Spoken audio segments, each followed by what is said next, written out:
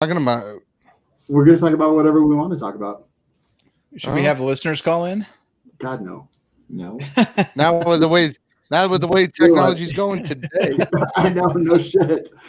All right, if we sound weird in the YouTube, I'm sorry, like massive tech issues. I can't even quite figure out exactly what's going on. Nick, you have the ad read. Oh, God. Oh, jeez. I'm pretty sure I did this last week. Yeah, I didn't change it. Oh. Are we doing a countdown? Nope. Okay. Dude, at this point, I expect the TV to blow up or something. Can I just count down quietly in my head? No. This episode of the 25. We Like Shooting Show is brought to you by Second Call Defense, Faxon Firearms, Black Rhino Concealment, Swamp Box Optics, Polymer 80, Franklin Armory, and Brownells. There. Welcome to the We Like Shooting Show, episode 373. Our panel tonight is Jerambe Pozderac. We've got Savage 1R, Nick Lynch by my side. My name's Shawn Heron, and we want to welcome you to the show. All right. So, It's okay. so weird without audio on our side. I know. I can imagine. It sounds so bad. Okay, let's see. All right, the audio's dead. Okay, so listen, we're having massive freaking tech issues. I know YouTube, it sounds crappy. The normal show should sound just fine. If people are talking over audio files, it's because they can't hear them, but we can just fine, and we can hear them, so everything's going into the board. Man, I don't even know. I've been working on it for 40 minutes. We finally said, fuck it, we're going to do it live. Aaron's up out this bitch. Who knows what he's doing, but let's do an ad read. Awkward silence on our end. No, there's no awkward silence. It was actually not silent at all. First up, I want to talk about Faxon Firearms. Am I talking too loud? No, you're good. Okay, Kind of loud for me. yeah, it's kind of loud here. It's horrible, but Right, but that's just because of my voice and the way I speak, not because. And who you are. Yeah, exactly. Yes, I know. One more time. The audio is a little bit messed up for YouTube, but it'll be good for the podcast. And yeah, sorry about that. Anyway, Faxon Firearms makes all kinds of stuff. Savage, tell me something they make. They make a shit ton of really awesome barrels. Nick, tell me something else they make. They make really, really cool pistols. Jerambe, tell me about a product that Faxon makes that you've used and that you like. I have several of their barrels. What about the actual firearms that you have or that you have sold from Faxon? I've sold several of them. I don't know, but I really like their lightweight sub 5-pound rifle. Yeah, that's pretty awesome. That's actually the one that I built into a machine gun. Oh, really? Yeah, it's awesome. Yeah, I'll bet. No shit. Do you have your regular BCG in there or a lightweight BCG? I've just got the one. I think it's the Faxon light one. Really? I believe so. I'll have to double check. Interesting with the cyclic rate. It is. It is pretty awesome. Pretty awesome. Yeah. For all the people bitching about the sound, just download the podcast. This is a podcast. We just do video because sometimes it's fun. Tonight, not so much. But yeah, like we get maybe 1% of video views that we do audio downloads. So anyway, check out Faxon Firearms. Coupon code WLS10 will save you money. Go to faxonfirearms.com. I'm playing audio. Don't talk over it. What are you? But you just did. This is just a fantastic time. So anyway, there's a couple things I wanted to talk about with you guys tonight. And the first one was NIJ specs and like Sammy specs. So there's a whole lot of marketing double talk, I think, that goes on these days. And it's kind of annoying because sometimes it can trip you up. So NIJ, they're like a government, and I want to be corrected here. They're a government organization that sets standards for bulletproof ratings, among other things. Like they do testing for and set specs and standards and Sure. Yeah. Okay. I was like, somebody save me, please. So they do those things, and like SAMI is the organization, which I believe is industry No, Sammy, Sporting Arms Ammo Manufacturing Institute. It's just all the ammo manufacturers got together and said, "Hey, let's standardize this shit so you don't make one thing that's completely different from a thing that I make." Right. And then so they have their testing system, and that testing, or they have tests, standardized tests, and then they can do those tests. And because they have put together these specs, those tests should be similar between different manufacturers and things like that, right? Yes. Yes. Okay, cool. Now, I guess let me start here. So sometimes that means that it becomes expensive. So it's expensive to get SAMI to approve your cartridge, correct? Mm-hmm. Yes. It's expensive to get the NIJ to test your armor, correct? Yes. Mm-hmm. So sometimes companies, since they're published specs and standards and standardized testing, companies will be like, okay, well, we'll do our own NIJ tests, SAMI tests, whatever it is. And then we will say certified to NIJ standards. Not certified by NIJ, but certified to NIJ. And then they'll say, okay, well, we tested our stuff to the SAMI specs and it passed. And then, so it's not a SAMI cartridge, but it's tested and passed SAMI testing, right? Mm-hmm. We all on the same page? Mm-hmm. Well, that's like manufactured. That's like made in China or assembled in USA from Chinese parts, or Right. vice versa. Well, and that's exactly another thing that the firearms industry does a lot. That'll be like made in the U.S. And what that really means is just assembled in the U.S. from Chinese parts. Yeah, exactly. That's like exactly the same thing. Well, a lot of that is 922R compliance. A lot of those guns are shipped over here incomplete, and then 6 or 7 or 8 or 9 American parts are whatever. I forget what the fucking number is, but a number of American parts are then added to it just to be able to import it. Yeah, Century would know about that. Yeah. So I guess my question is, why does it matter? If we have NIJ testing that is standardized and pretty much accepted, and if we have SAMI specs and ammunition is tested to those SAMI specs, then why does it matter if a company doesn't want to foot the $10,000, $15,000 bill to get their stuff NIJ certified or SAMI certified or anything else like that? Like, why does it matter so much? Because I see people just like losing their shit. Tommy boy. Explain. It's Tommy boy. Well, I can get a good look at a T-bone by shoving my head up a butcher's ass, but I'd rather take the shove my head up a bull's ass, but I'd rather take the butcher's word for it. It's that kind of thing. It's the same reason people want government regulation. People want stuff to be bullshit, motherfucker. But hey, I mean, the FDA, the USDA, all those kind of government agencies, the ones that don't kill your dog. People are like, oh, I want an FDA. I want a USDA. Now, there's arguments for and against all of it, and that's something you can hash out. But to know that it is a SAMI cartridge, it gives you that warm, fuzzy feeling, doesn't it? And all they're selling you is a guaranteed piece of shit. It's Tommy boy. Go ahead. I have a quick question. Wouldn't a T-bone from a bull be suboptimal? Wouldn't you want like a steer?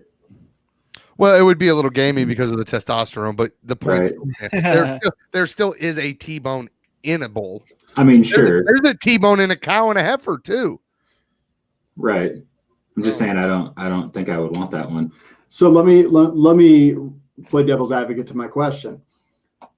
If a company says that they are certified to NIJ standards, and then they just lie about it, then doesn't that make us all less safe? I mean, sure. Yes, but that's the market.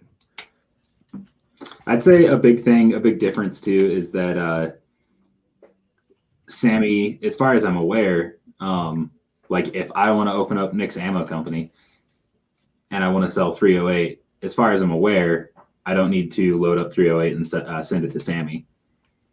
But if I want to develop a new, 308 Winchester, but if I want to create some new cartridge that's 7.62 Nictimus Prime or whatever, that'd actually be awesome. in order to get get a SAMI approval on that, I would need to, work with them and send them information and samples and whatnot.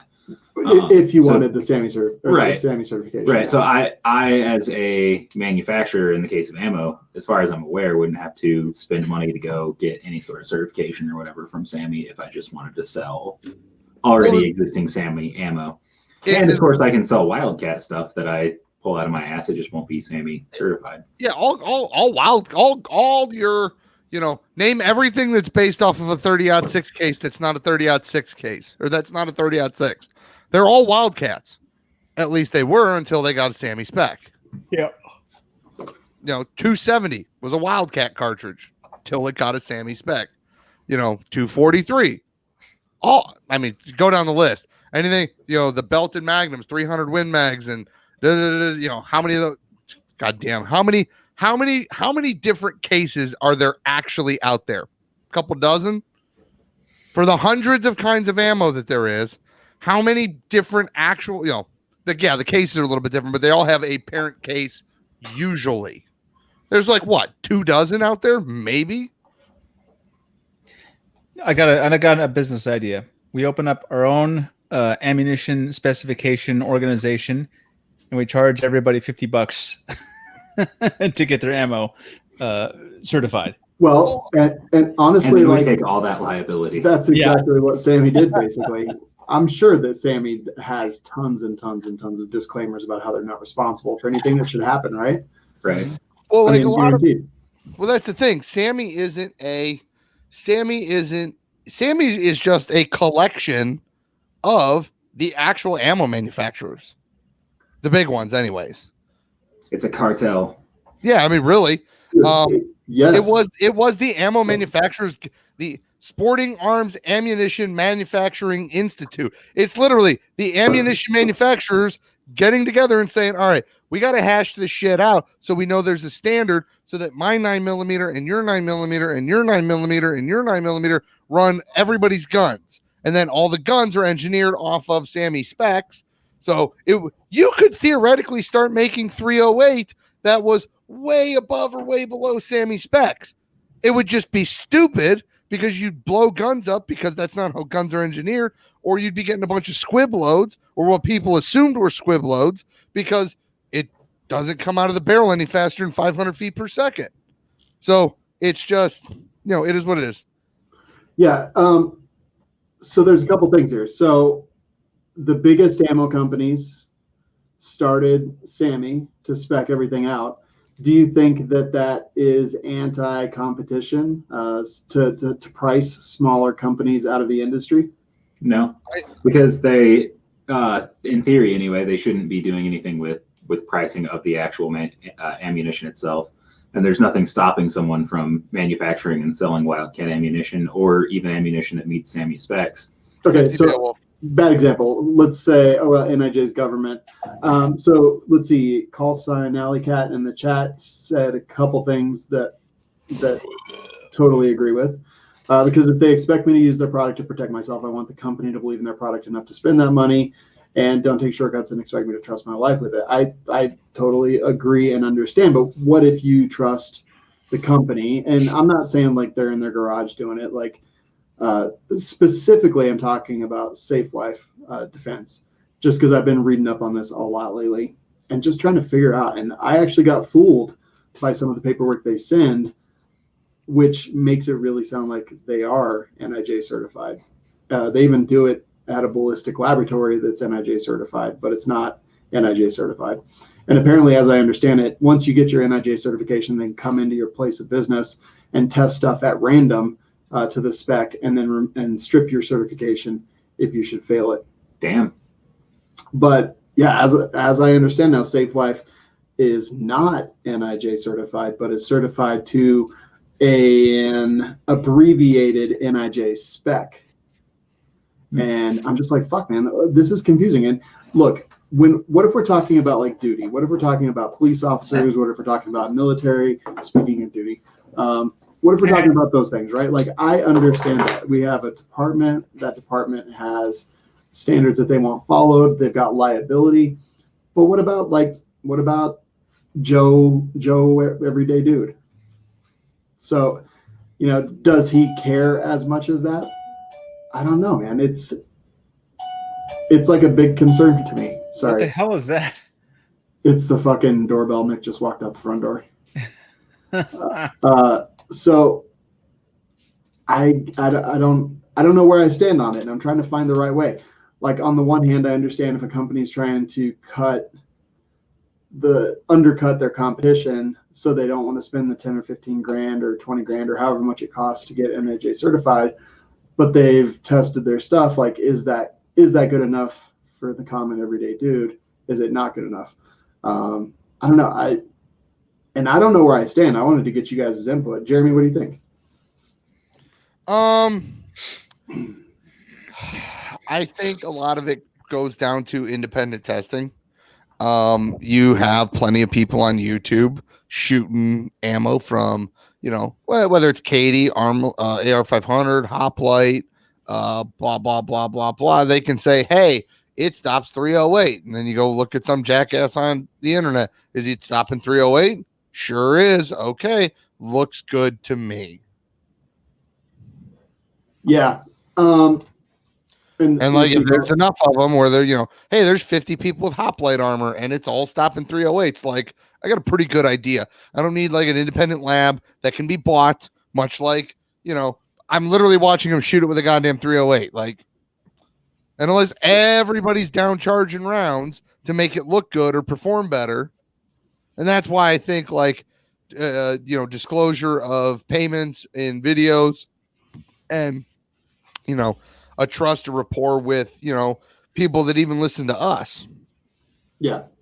And that's whether it's us, Iraq Vet, Hickok 45, Real Dirty Harry, any of the guys on YouTube, TGC, everybody, all us and all of our friends, to be trusted means more in the fact that, like, look, when we shot the Katie armor, yes, I actually shot that with my hand-loaded 300 Win Mag and my hand-loaded rock chucker rounds, and it stopped both of them, and we were fucking surprised.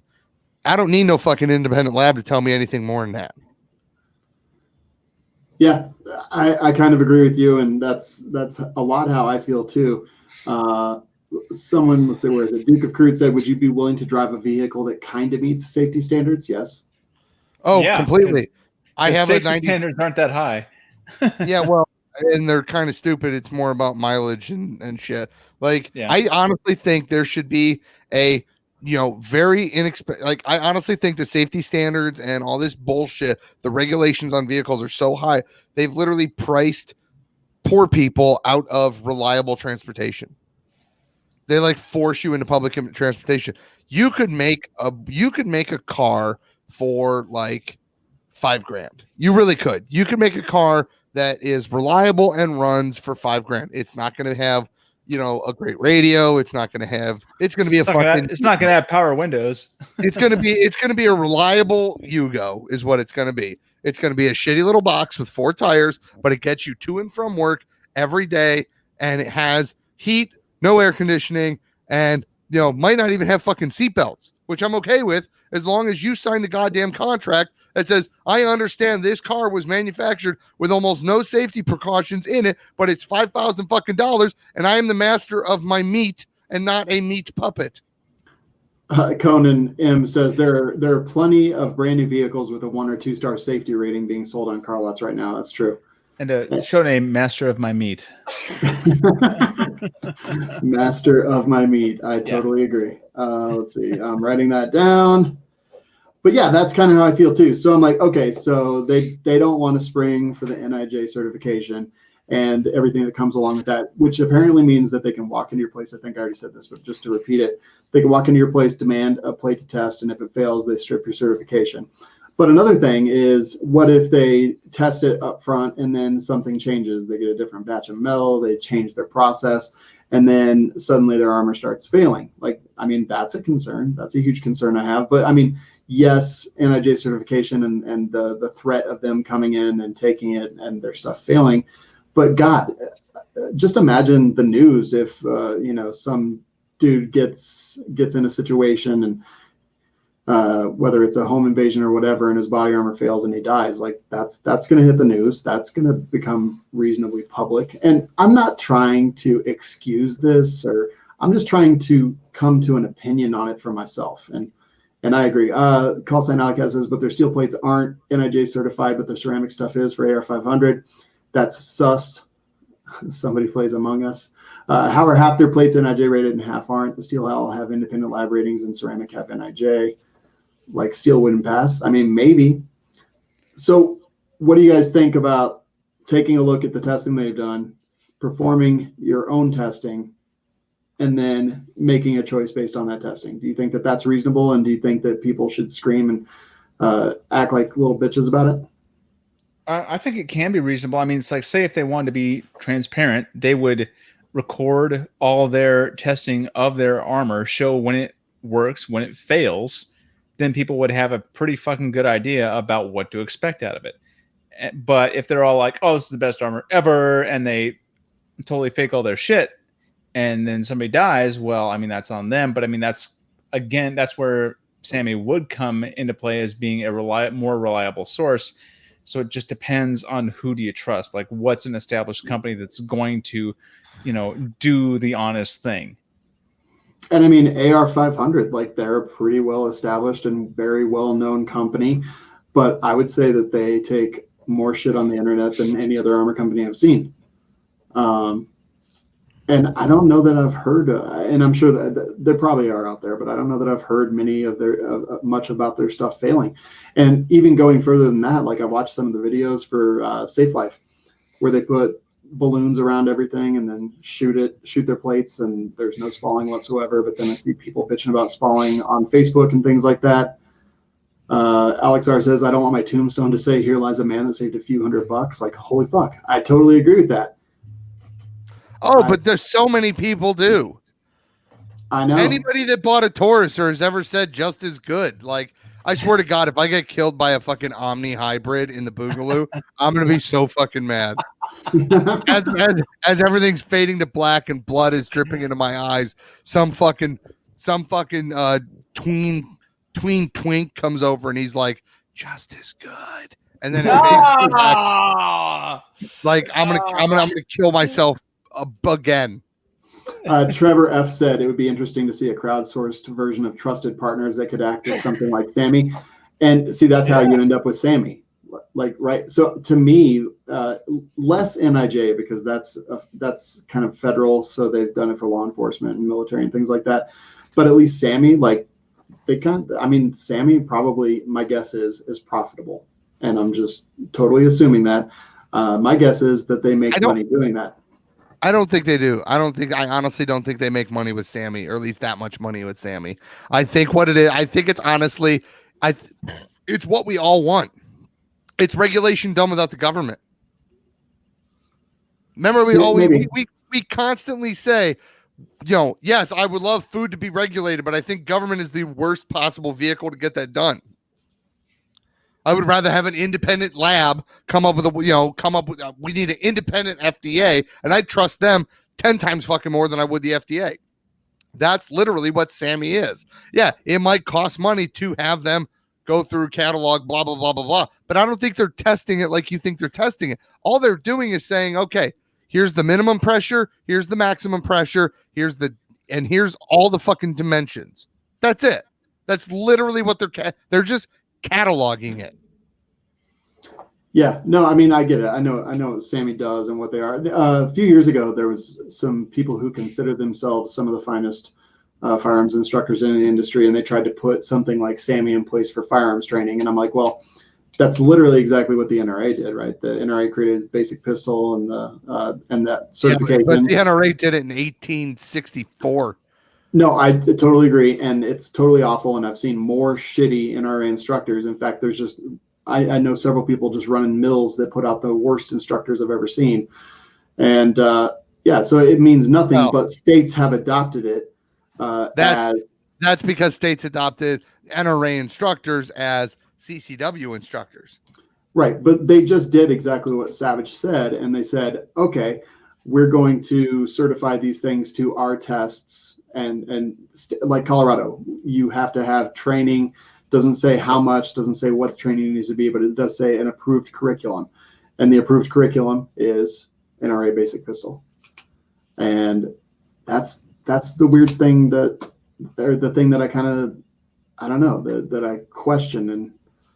And again, like I'm not saying that NIJ. I think your problem is with government and people just taking advantage of poorly worded laws. Same with, I mean, it's the same reason college got expensive. Hey, government guaranteed loans, jack the fucking prices up. Hey, everybody has to get health care now or they're going to get fucking fined. Jack the prices up. Well, that's not the case. I think what? They ruled out, they got rid of the individual mandate. I'm aware of that, but I'm saying the prices went up because of that, because you're forced to buy it. That's going to drive me insane. Oh my God. I've never heard that before. Yeah, because normally our noise gates get rid of it, but since the stupid mic is just open and we're using the webcam mic. So, yeah. I mean, it's like, hey, I think your problem is with bad government intervention, not necessarily like it was bullshit government wording and laws that caused people to take advantage of the stupidly worded laws. I think that's where your problem is. Yeah, maybe. So, Jeremy, what would it take for you to wear plates from a company? NIJ, your own testing, what people. I mean, I'll probably buy an extra plate and shoot them myself. Okay, that sounds fair. Unless somebody that I trust has said, yeah, no, I have shot them with especially if they have a video on the internet and they're like, yeah, no, totally shot that with a 300 Win Mag, did not go through, and I'm like, yeah, I'm gonna buy that. But what if a company works with a marketing agency that has influencers that work with the marketing agency? I trust. Okay. But there's people that you trust that do those things. I'm aware of that, and some of them I trust, and some of them I don't trust farther than I can throw them. I might be friends with them, but I don't trust what they say in their videos. Okay, so then do we need to start an organization that basically NIJ and Sammy rates content creators as to how trustful and how trustworthy they are? I don't think we need to. I think we could if we wanted to, but I don't think it needs to happen. I think that's up to people. Like, I'm okay with people buying into bullshit. Like, you do you, boo-boo. I don't give a fuck. Like, if you get smoke checked in the boogaloo, like, that's on you. Nick, armor that you would wear in the boog, what do you trust? What do you buy? Do you trust people that do their own testing? Does it have to be NIJ certified? Honestly, I don't know. I don't know a whole lot about armor. I know very little, and I don't think that I'm educated enough to really know for sure. You have armor. I do have armor. I knew even less about armor when I got that, and it was given to me. So my question is, boot kicks off or you hear people shooting out in the courtyard of your complex tonight. You throwing that armor on? Probably not. Well, no, because I don't have a carrier. I just have plates. You gonna have Tyler duct tape it to your chest? No. And even if be cooler if you did. Even if I still didn't have a carrier, I probably still wouldn't throw the armor on. I'd probably get whatever I absolutely needed and leave if I needed to. But. What'd you say, Jeremy? I said ceramic tile and a phone book. Okay, so we actually did test that. We've got a video out on YouTube. We did that like years and years and years ago. It was surprisingly effective. Yeah, I mean it's the exact same. It's the exact same thing that body armor does. It's a ceramic French tile. bread. What's that? Oh, we French bread. Yeah, we surprisingly. We stopped now with French bread. Yeah, and 22 and a few. Wasn't like four loads of French bread it went through, or three? 22 went through like a couple inches of French bread. Yep. I was there. Like 2 or 3. I tasted the French bread. Yeah, you did. Actually, Aaron put the bullet in his mouth and didn't even realize it. I remember that. Still to this day, I'm not 100% sure. I'm not either. I was about to say, I'm just so skeptical. I know, me too. I mean, well, we were talking about Sammy earlier, and I was trying to research something. I don't know if 50 Beowulf has Sammy specs. I don't think it does. I don't know. I don't know that it does either. I don't think that it does because Alexander Arms is kind of being real cunty about trying to keep control of that. So people have reverse engineered the 12.7 by 42 or whatever. But I don't think, because like you have to divulge that information, all the case dimensions and everything. When you get Sammy specs, like here's the specs of the cartridge, Right. and then a bunch of other people are going to start making it now because they have the pressure specs and blah blah blah blah blah blah blah. So, well, all I know is I'm buying my shit off of Wish.com and running in there like Leroy Jenkins. All right, that sounds fair. I'm going to be I'm going to be greased up, high on cocaine with that kukri. Nice. So someone mentioned in the chat earlier that Mr. Guns and Gear did a test of LA police gear that was not NIJ certified and that it handled everything that he threw at it. And like, yeah, when I look at content creators, like I definitely trust Mr. Guns and Gear. Like if he tests something and says it, like I'm like, yep, I would buy that. Oh, but don't tell Yankee Marshall. Yeah, I don't really care. When Yankee Marshall starts shooting guns, then I'll have more consideration for his opinion. But like, yeah, if I thought somebody was sus, and because we're gonna use that word now, we got to play that. We seriously have to play it. If I think somebody's sus, like I'm not gonna take their word on any, and I don't listen to most people's opinion anyway. Yeah. So we got stuff in from Safe Life. We're gonna shoot that.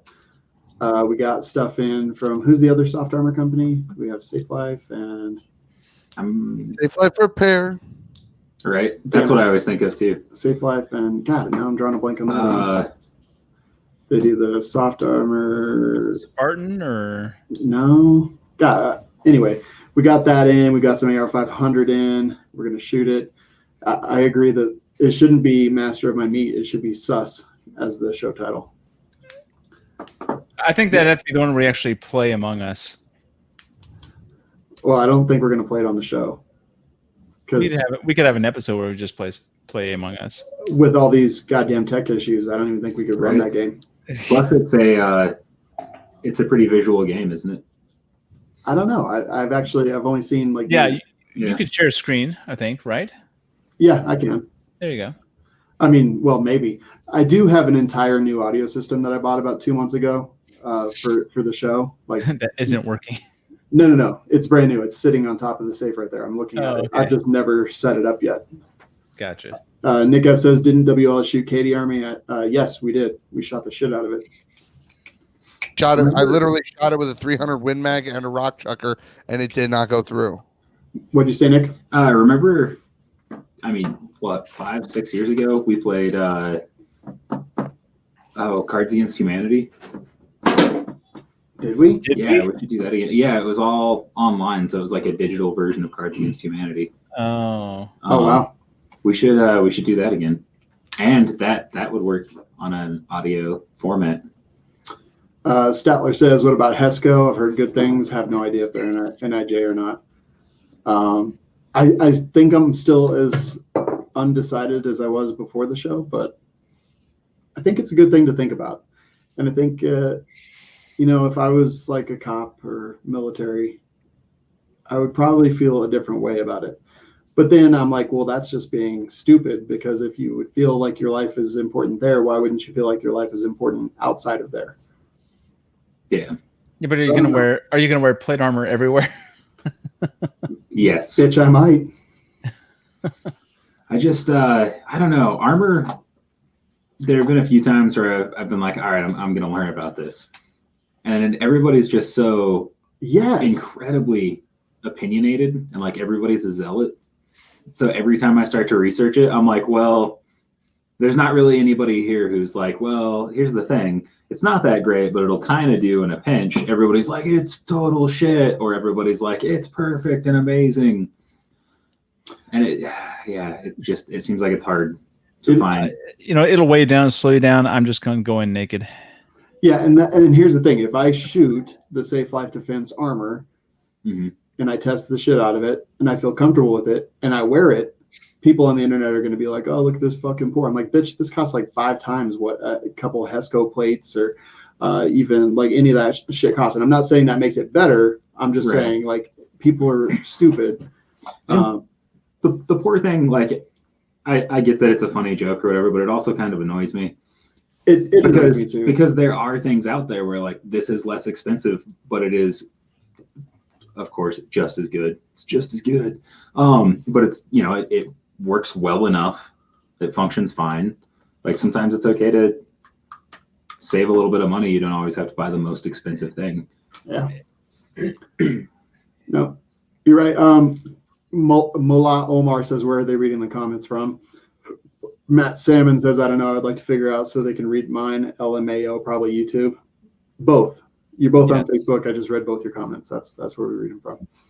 Mitch B says, what will the plates that come with the Hackett? I don't know. It says on the website level 3 plus. We got mine today and only says level 3 on the back.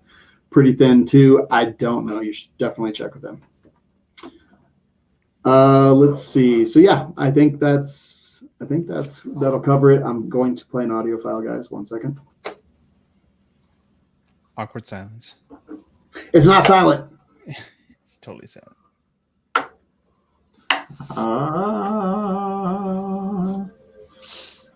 All right. So Swamp Fox Optics. Someone was asking questions about the Sentinel today. Have you guys heard of that? The Sentinel? Yeah. Heard of it? Yes. Seen it? Yeah. No. You've heard of it, Nick? Yeah. I said yeah. Oh, yeah. I just said yeah. Sorry, I was listening to Savage and then I Yeah. got confused and then a little bit sweaty. Ooh, No, I'm okay now.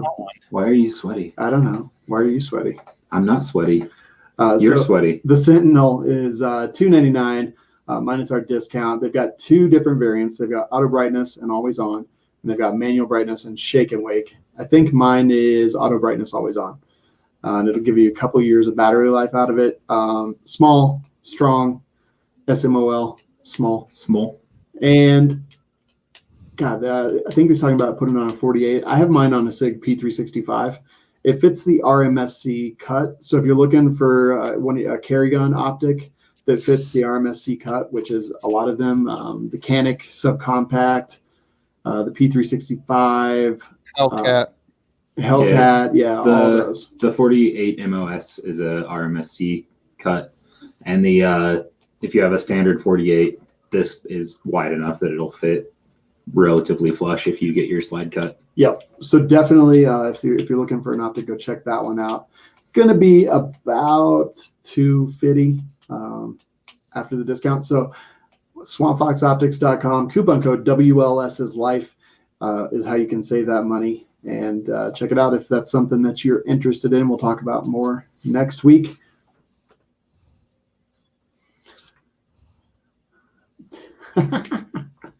You guys are just sitting there. I can tell you're confused because it was just silent. Let's see. Someone said, wait, where's Aaron? Someone said he's out protesting ACB. Oh, Amy Coney Bear.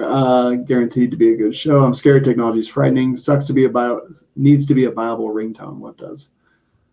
I can't keep up with the chat sometimes. Anyway, where are we? Oh, You want to hear something fun?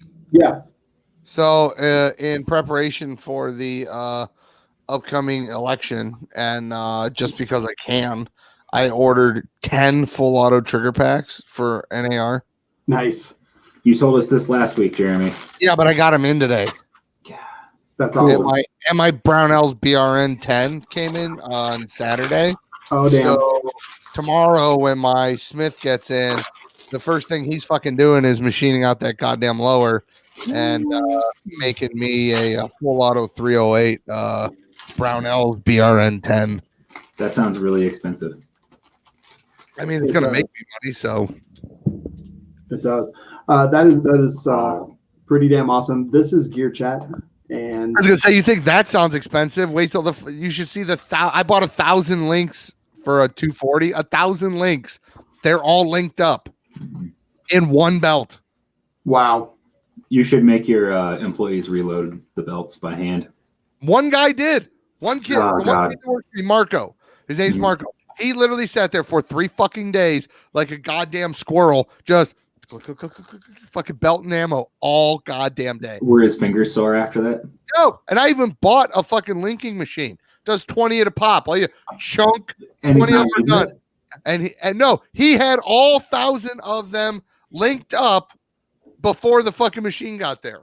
I'm like, That dude, sucks. just wait. It's on its way. Yeah. And he's like, I like this. Okay, bro. Wait, did you pay him? Yeah, I was like, was he on the clock? Fuck that. Yeah, so you paid him like 3 times what the linking machine probably cost? Yeah, fucking sweep or something. Get your ass busy. I mean, he was doing other shit, but like if there was nothing going on, he was linking ammo. All right, well, good for him. Yeah. All right. Let's see. Nick and I are both eating pumpkin spice cupcakes thanks to the Candyman. Oh, they're so good. Jeremy, tell us about what you bought. The kukri? Yeah, I bought a fucking kukri. that's awesome. I bought a kukri knife from GK and Co. What is it? It's a fucking kukri. What's a kukri for those that don't know? Kukri is a knife that is made in Nepal. That area typically carried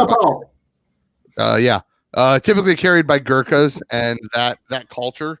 Gurkha. Yeah, Gurkha. Which surprisingly does not like the other. When you're jerking your gherkin? No, gherkin is a small pickle. What if you're jerking your gherkin and you have a merkin? What about if your schmeckel gets caught with the This fucking rhyme. What's up? Yeah. I thought we were just making them nonsense phrases. No. No. We could have been smirking, you know. I was like, nothing rhymes with click, click. Lurking. Holy shit. Actually, it made me think of something funny I saw on Facebook today. It was like, if I'm ever eaten by a mountain lion, just know that my last words were it's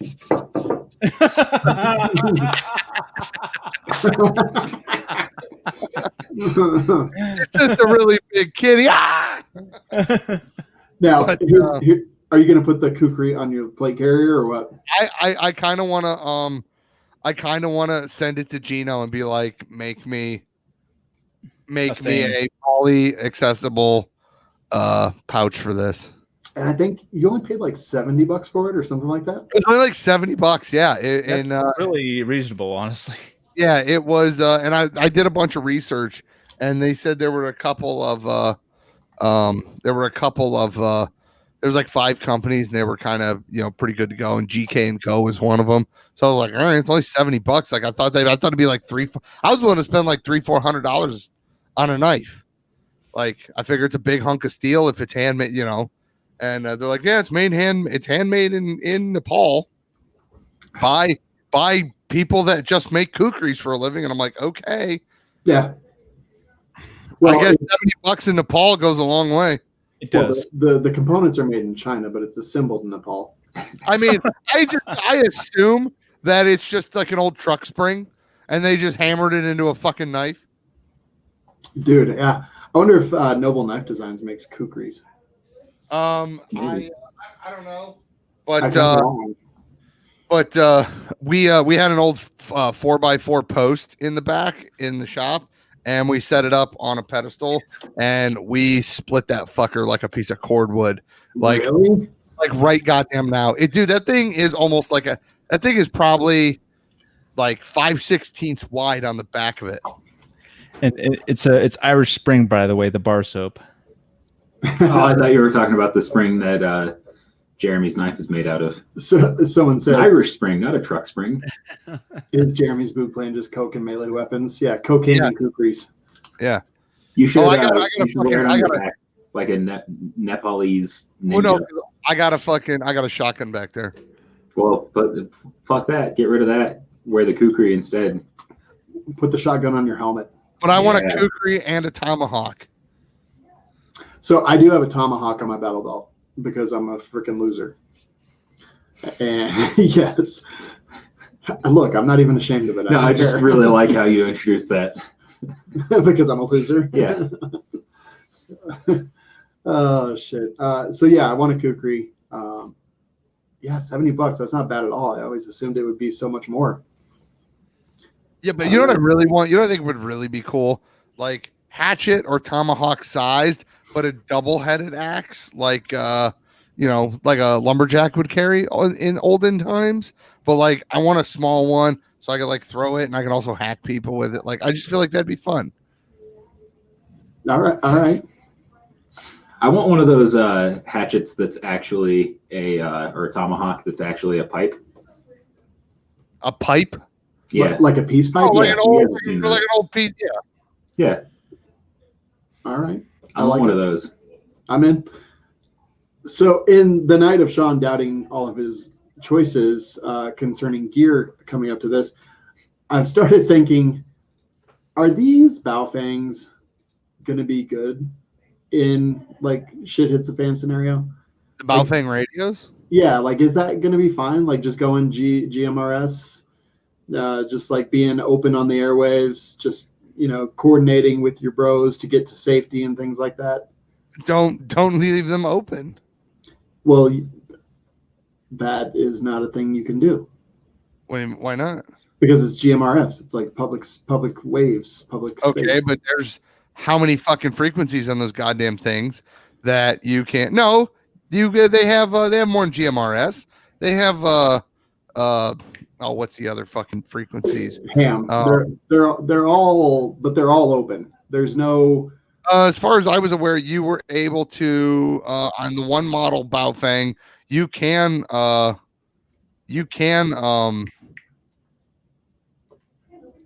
what's it fucking called? Encrypt it. I am not aware that you can do that.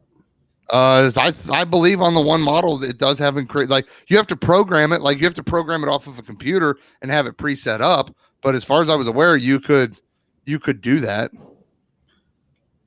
Where I am, I am under the understanding that you cannot do that. Oh, but I mean, yeah. So you're open. You leave the channels open.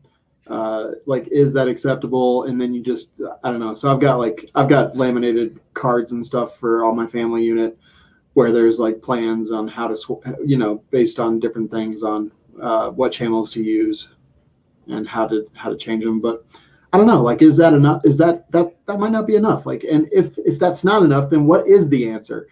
Because I still haven't got my ham radio license. I kind of still need to do that. But at the same time, like, do you really care about licenses if the shit has hit the fan? No, I don't give a fuck. So then what I care about is security, right? Like, that's what I care about. And then I'm like, okay, well, what's the fucking option there? And what radio do you get that has, I don't know, good signal that's secure and encrypted? And like, yeah, fuck, I don't know, man. So I would like our listeners to tell me the right answer here, and just send an email to automated@welikeshooting.com, and we'll cover this stuff on Double Tap. I mean, it depends on what you're doing with it, though, right? Coordinating survival. Yeah, like if you're just trying to get a hold of your family members and be like, hey, let's meet up in the place. Like, maybe don't be like, hey, let's meet up at 123 Sycamore Drive. And that would be it. But also don't forget that they can triangulate you off of ham radio frequencies. Then don't use it a bunch. I don't know. Well, no, I'm just thinking about it. Like, okay, so something goes down, and we'll say protesters like take over and pull a coup in Colorado Springs mayor office or whatever. Do you think protesters are going to have the fucking technological know-how to triangulate your ham radio? Yeah, I was going to say, if you're worried about triangulation, then they're backed by the North Koreans. Wolverine. Then yeah, you probably want to go with something else. But I mean, if you're just worried about like there's a situation where we need to get out of town or get out, evacuate the area for some reason, then yeah, I would think it would be fine. If you're trying to like coordinate fucking ambushes or something, or we'll say Wolverine protocols. Well, then yeah, I don't think you want open, easy to track stuff. I know, but okay, so now let's be realistic. Mm-hmm. Like the really commercial grade Motorola that Team Ghost Company Hazard said, those are fucking expensive. Mm-hmm. So you want to be prepared should the day come, but you also don't want to spend as much on radios as you would a car, right? Right, but let's also be realistic here. You're probably never, even with the way things are going, and even with the way that we all talk, like we're probably never going to need any kind of fancy encrypted comms. Like, totally realistically, if you ever use these, it's going to be like, the town is flood. I don't know. It's not going to flood, but like something. There's a natural disaster, and you need to leave town. I'll be like, Nick, meet me at the location of our first date. Yeah. Well, Where would you that be? could. Fuck, I don't know. I mean, in theory, the weather could turn so bad that it takes out the phones. Yeah, Sure, but you don't need to worry about somebody listening into you or triangulating your position with something like that. It's just all of the above, right? Like I'm not thinking about any specific situation.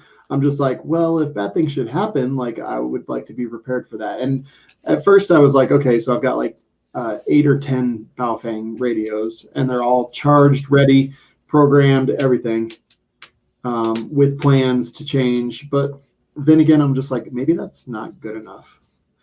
Yes, the chair is against the wall. John has a long mustache. Thank you, guys. I don't know, man. I think I've got a lot of stuff to worry about before I start worrying about that. Yeah, because I threw my radio on my plate carrier, and I ordered all the cables I needed to plug it into my Hearing Pro and my Ballistic helmet and my night vision. And then I was like, is this good enough? I don't know. Go watch that T-Rex arms video. God damn it. I need to talk to Glenn Tate. I sent you that and you were like, this is bullshit. Oh, no. Why would I watch this? I watched the whole thing twice. It's actually a really good video. Now you've come around. Yeah, it's a really good video. It is a pretty good video. I really don't like T-Rex arms at all. I don't either. That's like the only video of theirs I think I've seen. And I've watched it a couple of times. I understand like 10% of it, but it's pretty cool. Yeah, I don't know, man. I had a local guy who programs Baofengs, but then I was like, oh, fuck, I don't trust someone I don't know. I was like, he's going to do some shit that he's going to program my channels to be the channels he watches so he can steal my shit. Was that the Facebook guy? Yeah. So I decided not to do that. And I'm like, I could download Chirp and buy a cable and program them all myself. But man, I don't know. Bye, Jerambe. Okay, bye. Okay, bye. Yeah, I don't know. I really don't know. Nick, what do you want to talk about?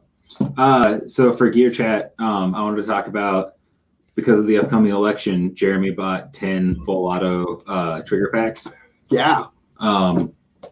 Yeah, I just wanted to talk about that. Oh, good. So second flex. No, there's a new P320. You guys seen this? It's kind of neat. I kind of want it. I kind of do too, actually. MSRP on this is $9.99, I believe. At least it's not overpriced. It's the P320 AXG Scorpion. So what's different about this versus all of the other P320s is that this has I believe it's an aluminum frame. It's an alloy. It's aluminum alloy. Yeah, and then it's got G10 grip panels that are replaceable. So the frame looks an awful lot like a traditional like 226 or 229 frame. It's kind of a cool idea, aluminum. Oh, look, it's Phil Strader from SIG, the guy who will reply to every gun bunny that emails him but won't reply to other people. I want to I want every manufacturer to do this. It's pretty. I think it's cool. It looks great. It's a cool idea. Let's see, wasn't it also SIG that did the tungsten powder frame, right? It's really heavy. Yeah, the 320X5 Legion. Oh yeah, God. Yeah. That's the one we had here that St. Michael Concepts. That one wasn't tungsten. Oh, it wasn't? No.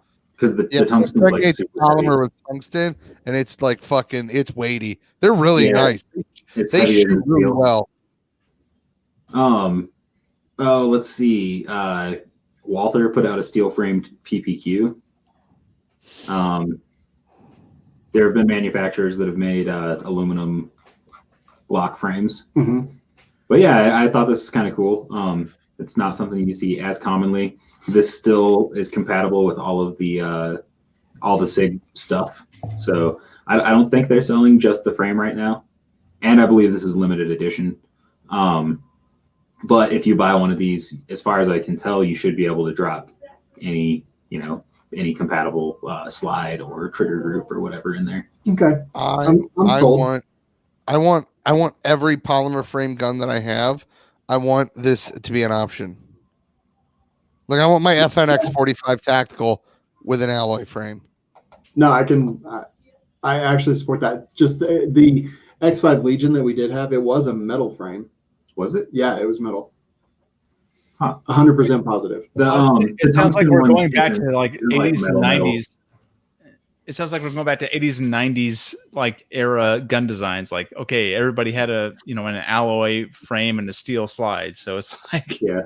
It's just a lot, there's, you may want to make fun of 1911s all day long as being like boomer FUD guns, but there's a very big difference in pistol whipping somebody with a plastic frame versus a solid chunk of steel. So for Jerambe, the difference is pistol whipping applicability. there you go. This is peak 2020 technology from 1983. Yeah, that trigger guard will cause a depressed skull fracture. Not my XD trigger guard. It'll just break. No, it'll just cause someone to become depressed. When you pull out your XD, they'll be like, "Oh man, I thought Jeremy was cool." If Jeremy's not cool, then why am I even trying?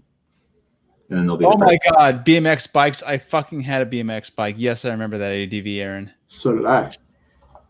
But yeah, I thought this was pretty cool. Oh no, I was wrong. It's not aluminum. It's carbon. Or wait, It's no, alloy. I'm looking at the wrong It's thing. alloy. Yeah, it does say alloy, so Yeah. it's some sort of aluminum. Sorry, I saw carbon steel and got excited, and then saw that it was the barrel material. Cray. Let's see. Savage 1R, what do you want to talk about? Oh my gosh, it's my turn. So I saw this thing the other day, and I'm half for it, half against it. But the way they sell it, I'm kind of for it. So this is the Vera Safety Reach 2 Biometric Gun Lock. So this is a right-hand mounted gun lock that you basically screw into some piece of furniture, like a side table or something like that to your bed, and it has either a biometric safety, which here in TTAG they did quite a lot of testing on it, with having like partial obscurity of the finger, having it with like powder, having it be wet, and it seemingly did a fairly okay job of detecting the thumbprint. Or you can switch that out for an actual key lock. So you can have a traditional key lock that will unload or unlock the holster and allow you to retract your firearm from it. So because it does that, and it also has an RFID unlock as well. The RFID kit, I guess, is an extra $19.99. You can have like a bracelet or some kind of key fob that'll allow you to unlock this thing. And the battery life, I believe, is somewhere in the realm of, God damn it, where is that? Well, it has a decently long battery life, and it actually, the holster plugs into a wall outlet, so it has a battery on it, I believe, and then you can charge it as well. You can have it plugged into a charger. So a couple different options there. So you can either have it electronically released or manually released for the key, or the key fob / RFID setup, and it can withstand up to 200 pounds of force. And they have a video in there of this pretty hefty dude trying to yank it off of this chest of drawers, and he's not able to pull it out of there. His name's Rico. He's a big dude. Yeah, and he was dripping sweat by the end. Yeah. So, not a terrible idea. I like the fact that it has the analog standard option in there as well as the modern one. That's ultimately what we want to have. We want to have backups so that no matter what, there's always an option for the owner to be able to get into there. So I think it's not a terrible option if you want to do some kind of, pistol holster safe that is easily accessible by the side of your bed. They're at 387.6 pounds pulling this thing. I think he's actually bending the frame of that 1911, honestly. Yeah, wow. I'd be down to carry this every day. Carry it every day? Yeah, I'd put it on my belt. Okay. Yeah. Don't judge me. All these people with their fancy level 3 holsters, you're gonna have like a level 6. Yeah, they're living in 2020. I'm living in level 75 2020. Yeah. My question is this: how much is it? $274.99 is the answer. Yes, $274.99 plus $19.99 if you want the RFID kit, and the additional holsters for different models of guns are $25 a pop. This is interesting. This is like, I don't know, for parents. This is why I don't have kids. This is what I was thinking this entire thing. Yeah. This entire time. Like, it's cool, but I don't have to worry about it because I don't have kids. Right. And if you pull this, God damn it. Right as I was about to make a funny joke, someone put it in the chat. I was like, and if you actually get it out, you're the King of England. But yeah, if you have kids and like your nightstand gun, this could be there. That eliminates something there. Like I don't need it. I just put my gun on my nightstand. But this is this is interesting. There's points of failure, but there's also security. Like I don't want this, but I can understand why people would. Like you guys said, it's an option. It's not perfect by any means, but it is an option for a certain subset of people. I mean, it looks tough that freaking Silverback couldn't bust it off of there. Yeah. Silverback. No, like that dude. He's a huge motherfucker. Yeah. So there's, but you know what I'm talking about, right? Like there are those dudes, and whenever I see them, they're always like riggers or something. Like they lift heavy things for a living. Excuse me, what'd you say? Riggers. Oh. But like I've known a few guys who looked like you could throw fur on them and they'd be a fucking gorilla, you know? No doubt. All right, let's see.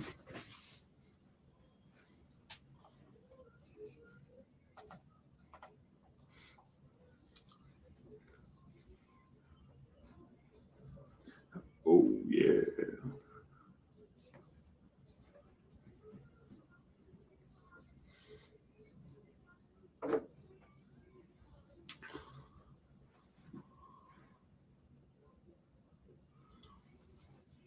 Hey, look, if you're out there buying stuff, go check out Brownells, brownells.com.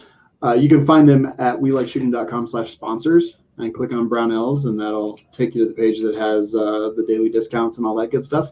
So definitely go check them out. Oh, yeah. The live audience can't hear the music either. Oh, yeah. Yeah. Oh, so I was just going like, oh, yeah, or whatever. Yeah. All right. Listen to the podcast. I promise. This will be fixed by Wednesday. Anyway, brownells.com or welikeShooting.com/sponsors. Click on Brownells. And when you buy, you could buy anything. You could buy guns. You could buy Anything? some calibers of ammo. Do they have cotton candy? No. Anything gun related. I feel so lied to right now. I am so sorry. Anyway, Nick, you had an interesting thing to talk about. Sure. Okay, what is it? So the headline from this article is muzzle position can have major impact on your shooting decisions. So this organization did a study that a decent number of people, they were all law enforcement, anywhere from 1 year of experience to 36 years of experience. So, big variance in level of experience there. Mm-hmm. They had 313 officers from 23 state, municipal, county, and county agencies. Excuse me. And just to give credence to the report, it was researched by Dr. Paul Taylor, former officer who's now assistant professor of criminal justice at the University of Colorado, Denver. Thank you. So basically what they did is they set up a scenario where an officer would get a dispatch report saying that someone was seen trespassing around a house and it appeared that they had a firearm. Then they'd be put into a like a video simulation thing, where you have the video screen, and they would approach this person from the back. They would issue some commands. The person would turn around and pull their right hand out of their pocket and thrust their hand towards the officer. Part of the time it was a firearm, part of the time it was a cell phone, and it was randomly selected which it was gonna be. And they tested the officers from 3 different positions. So the first position was with the firearm extended, aiming at the suspect. Then they had high ready and low ready. And it's pretty interesting. What they found is that when the officer had the gun pointed at the suspect, when he turned around and pulled his hand out, it doesn't report the specific number in this article. They say that it was more than 50% failure rate with shooting with the cell phone. Oof. Now with the firearm from low ready, that dropped down to 30%. which the article says is less than half. So we're looking at more than 50% of the time shooting the dude with the cell phone when they're pointing the firearm at him, and then 30% when they're at low ready, which is pretty impressive, right? Yeah. And it makes sense because that the argument that I see here is that extra time that it takes for them to bring the firearm up and get ready to shoot gives them enough time to identify the cell phone versus the firearm. What makes this interesting though is that, as the article says, the average cost of going from low ready instead of being extended out or being in high ready is 11/100ths of a second. Yeah, so they went from 0.51 to 0.62. Yeah, for the reaction time. So 11/100ths of a second to go from low ready to extended, or to firing, and that 11/100ths of a second is enough to, in this, it suggests anyway, that it's enough to tell the difference between a cell phone and a firearm. I don't know. What do you guys think? Do you think it's worth losing that 11/100ths of a second in a situation like this? But so what was their success percentage when they were from low ready? Their failure rate was 30%, so their and success would be 100. And it was 70. And it was 50, right? It was more than 50. More than 50. They said they didn't say specifically what the failure rate was when they were punched out with the firearm pointed. They said it was more than 50, but then they also say that 30% was less than half, or was more than half. A 50% reduction. So the failure rate with the firearm extended was 60-something%. I mean, it's kind of remarkable. Rough. That's rough. I don't call that failure. You don't call if you have your hands, oh my it's not on. I mean, if you got your arms in, if you got your hands in your fucking pockets and you thrust something towards me and I shoot you, fuck you. I don't care. That was stupid. I'm glad you're dead.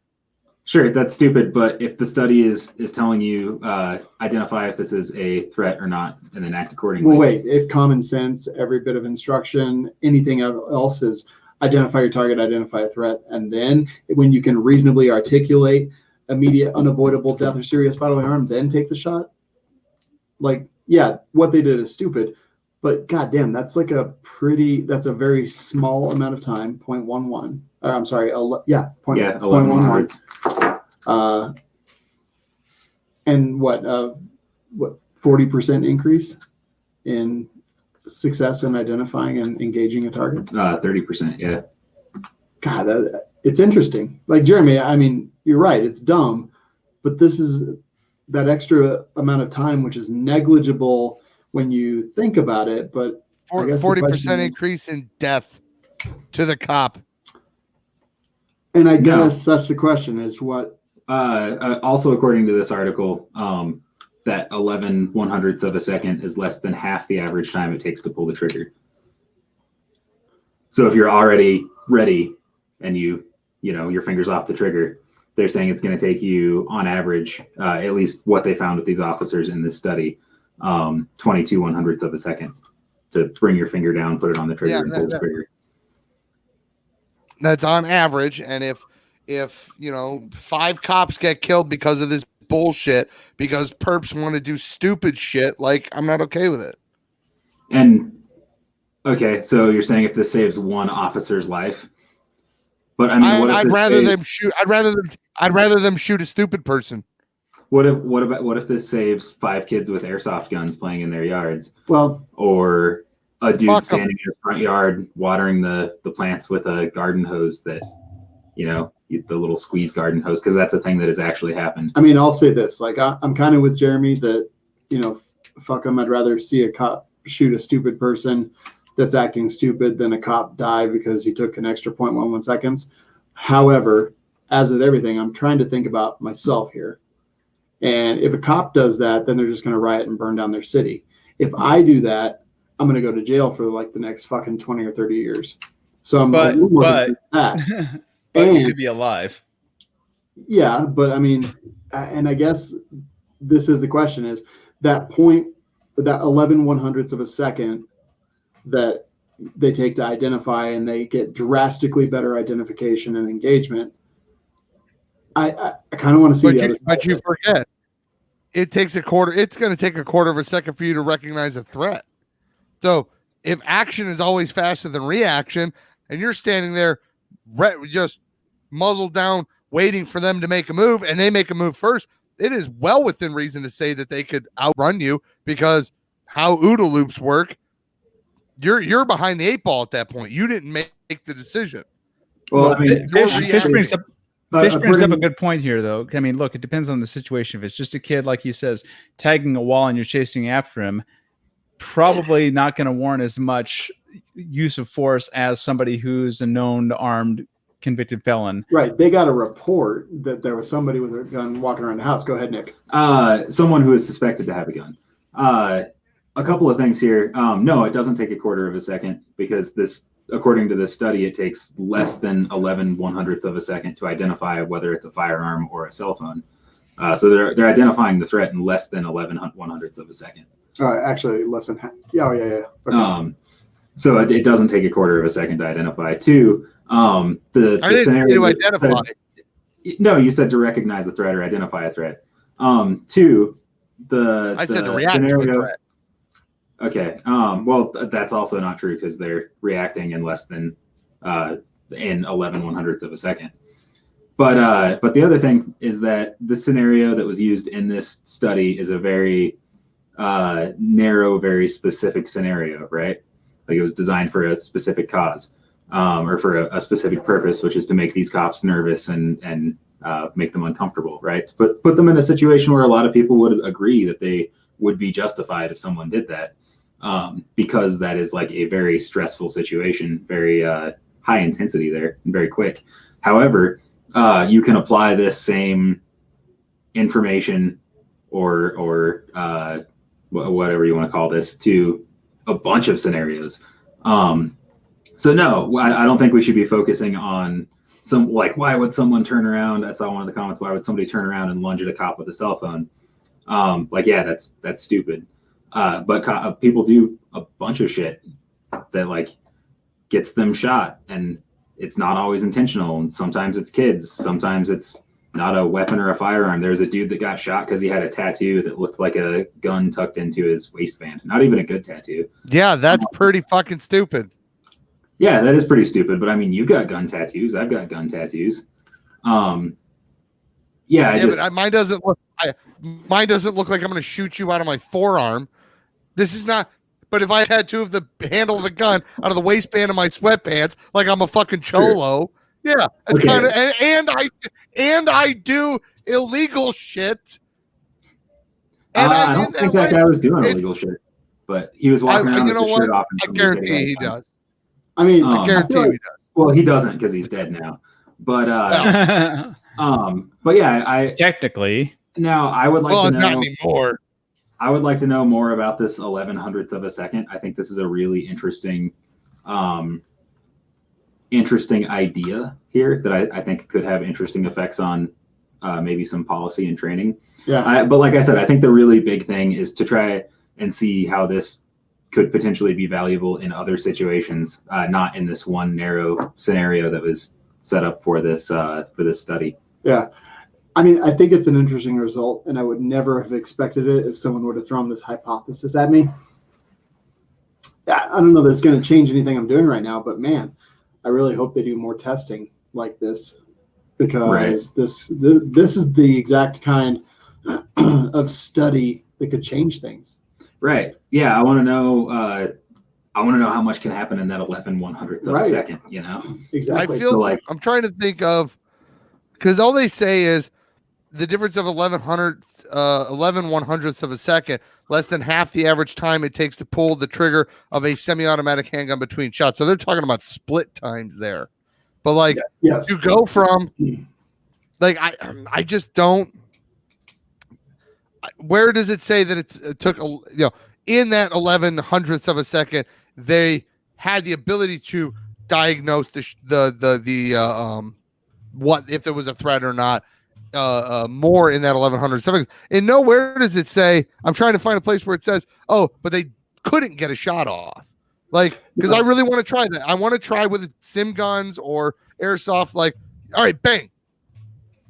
Yeah, no, I get it. They say officers who initially confronted the suspect in low ready performed significantly better. Only 30% of those officers misjudged the threat and fired at the suspect when he brandished a cell phone.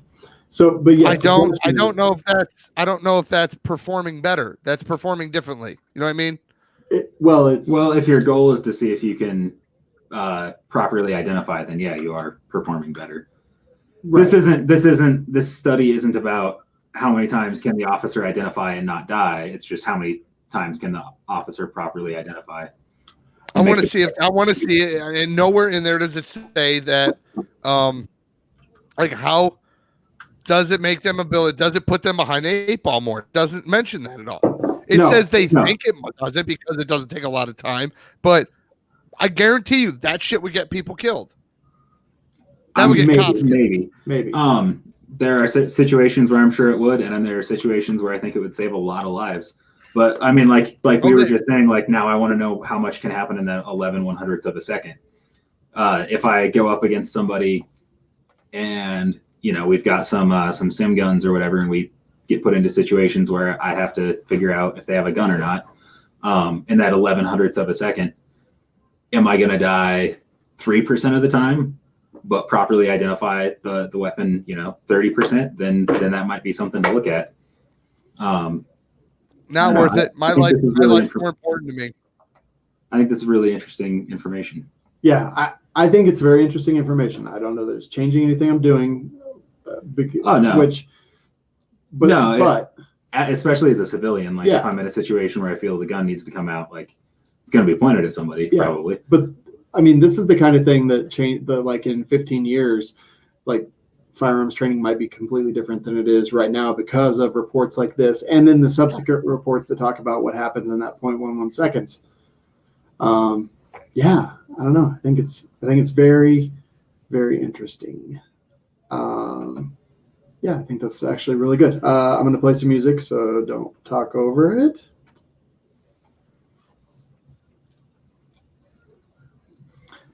Maybe hum along with it, Nick. Okay, this is Going Ballistic. We're going to talk real quick, since we just talked about that. Let's talk about second call defense.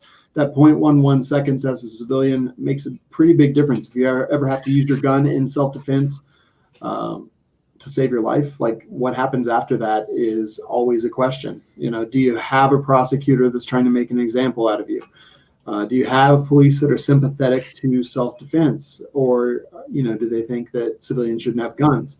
Like, these are all important things, and second call defense can help. So it literally is a self-defense insurance. If you use your firearm in self-defense, they help get you attorneys, they help pay the bills, they help pay the losses, they get you your gun back or replace it. Like, so much good stuff.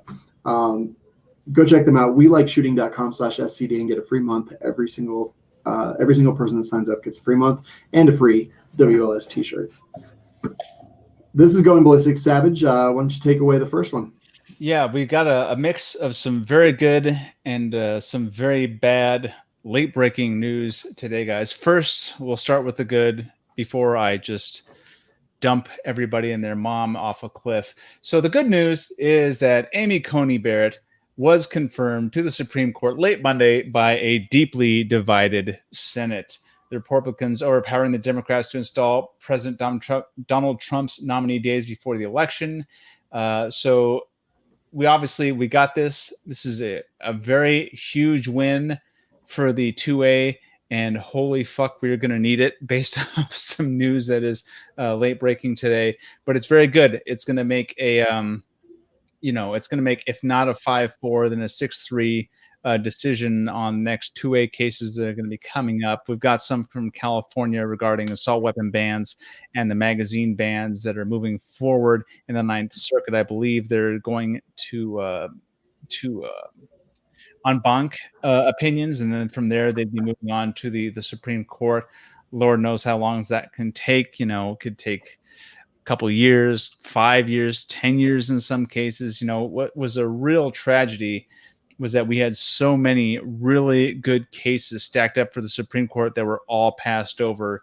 A few, several months ago, but this last year, and it just really sucked seeing all those passed over. Fortunately, this will put us on more solid footing in regards to Supreme Court justices up until and if after the election, if Biden wins and they decide to pack the court, which is extremely dangerous because once you start playing that fucking game, it doesn't end. You know, the pendulum of power swings both ways, and the Democrats seem to only really care in the short term when it swings their way, and they lose their shit and get stomped on once it swings the other way. And we've definitely saw that over the last 10 years. And I really hope they fucking don't do that, because that is really going to throw this country for a loop. I mean, I thought that I heard that they weren't going to pack the court. You know, I'm not putting anything past them until, you know, after the election and we see what they do. Because everybody is talk at this point. Everybody's talk. I'm 100% with you. I was just fucking kidding. I just, there wasn't anyone here spouting off some nonsense. So well, I just wanted to do it. They didn't say it's on the table. They just said it's not off the table. Yes, it's not off the table. So by power of elimination. And literally, according to Michael T., AOC, Ilhan Omar, the squad literally said expand the court just several minutes ago. So yeah, no, they definitely want to do that. It's definitely on the table. Yeah. But good. Yeah. Amy Coney Barrett, good. So they did confirm. Yes, they did confirm. She's good to go. Okay, good. Awesome. That's great. Yes. Very happy about that. We need it. That's pretty impressive. What was that? 3 justices that Trump's done? Yes, 3. Wait, is it 3? Yes. Yeah. So Kavanaugh. Tree and, Fitty. Kavanaugh, Gorsuch. Gorsuch. Gorsuch.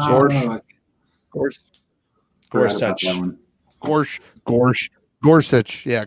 Gorsuch out the jungle. I'll fucking do it again.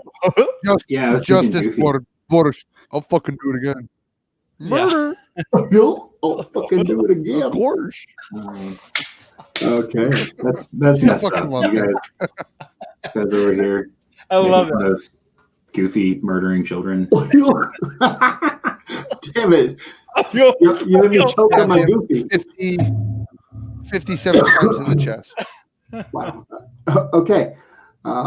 Next story. Okay. Now we're going down a little bit, guys. So we got Remington. You know, they had their bankruptcy that happened recently, and they were acquired by another company.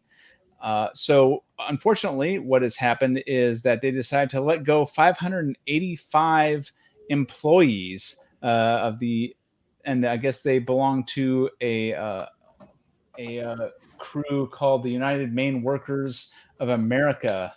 And so they're letting these guys go after this transition, and it's the local union there is filing a series of grievances because basically Remington is stiffing all those workers that they're letting go of their pensions and their benefits, which is that's what happens when a company goes under. I mean, maybe, but it's a pretty fucking bullshit move at the same time. Well, how they don't have the money to supply it all. Right, like they can't only get benefits when the company can support those benefits. It's kind of like welfare. Normally, instead of just borrowing a bunch of fucking money, hey, we don't have the fucking money to give it. Maybe we should have ran it better. Well, yeah, but like when you're an employee of a company and you have a benefits, you generally pay into those benefits as well. So a lot of that is their own money, and the company is basically taking their money and throwing it away. So they've already paid in some amount, and the company is supposed to pay in an amount, and all that money is now gone. So they're basically stealing some of these people's money. I mean, I understand what you're saying, Savage, and you're not wrong. Like, this sucks. Did they not get those benefits while they were working? So I don't see how it's stealing if they got the benefits while they were working, while they were paying into it. They're not going to be paying into it. No more benefits. Well, wait. Let's be careful how we frame this. Like, because if you have a 401k, you still keep everything that's in that 401k. Yeah, it's a 401k. Even if you're can't fired. take a 401k. It's in a private account. Yeah, if we're talking about like health insurance, then the company is not really depriving them of anything because you pay for the health insurance. It's pensions. We're talking pensions. Okay. Well, Oh, maybe you shouldn't rely on a fucking pension from a company. You should plan for your own fucking retirement. yeah. Jesus. So here's the thing. Like, yes, this sucks for those employees. However, like the company is basic. I mean, how many times have they declared bankruptcy? Like 10. It's been a number of times. Is in Remington? Didn't they just get bought by somebody? Yes, Remington got bought by a number. I'm trying to find the place in here, but my eyes. So this part I actually didn't know was legal. It says they're refusing to pay severance, which sure.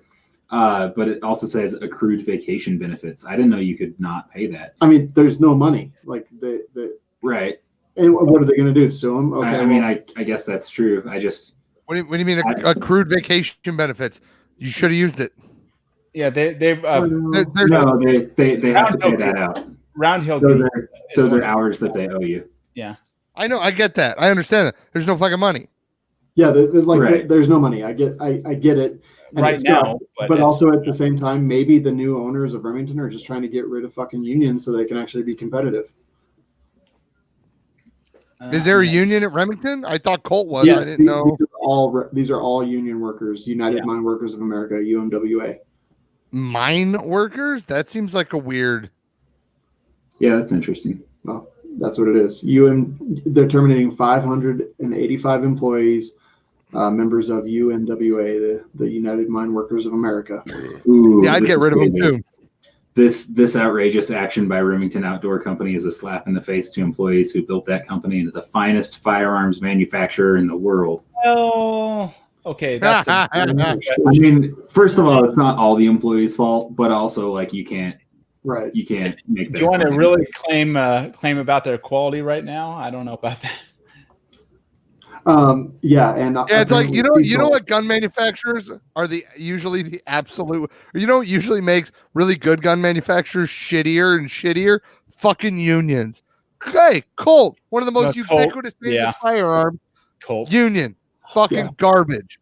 I literally told my rep on the phone today. So whatever Colt's doing now that they've gone in bankruptcy and been saved a couple of times at this point, it was like, hey, if you want a Colt AR, go sign up as a stocking dealer on their website. And I went and looked, and it was like you have to agree to maintain a certain amount of Colt products to be a stocking dealer. And I'm like, but they won't even sell you a single one from the distributor unless you sign up as a stocking dealer. And I'm like, you know what? Fuck Colt. I will never fucking stock another piece of Colt ever again. I hope they go out of business again because they're being cunts. Yeah. But apparently this guy who said that about the best firearms, like Cecil Roberts, apparently never heard of the R-51. Cray. Both versions of it.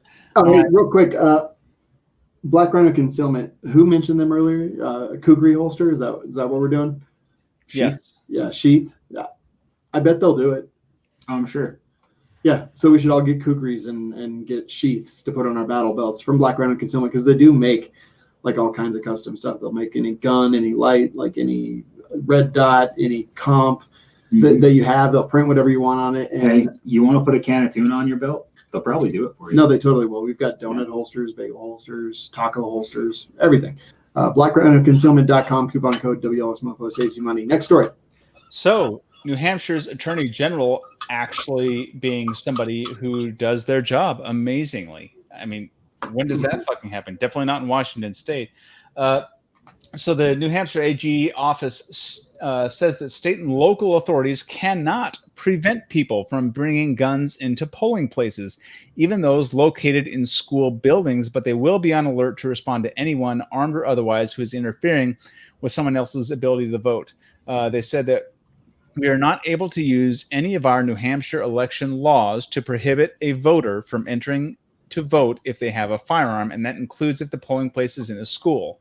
That comes from the Assistant Attorney General. I'm like, okay, all right. There's somebody who knows the law, respects it, and upholds it. Vote for that guy. Good. Yeah, well done. Well done, State Attorney General of New Hampshire. I mean, one choice or one thing doesn't make them good. I don't know what the rest of their resume says, but it is definitely good. But they're not allowed to intimidate people. Obviously. Which is bad, obviously.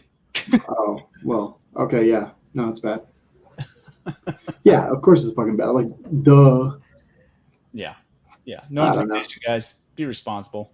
Yeah, be responsible. Don't be dumb. Okay, this is the late breaking as of an hour ago, and holy fuck. Well, and hold on, like this is still breaking news. I just want to say this I've got another link that I'll place in the show notes. That I know. Yeah.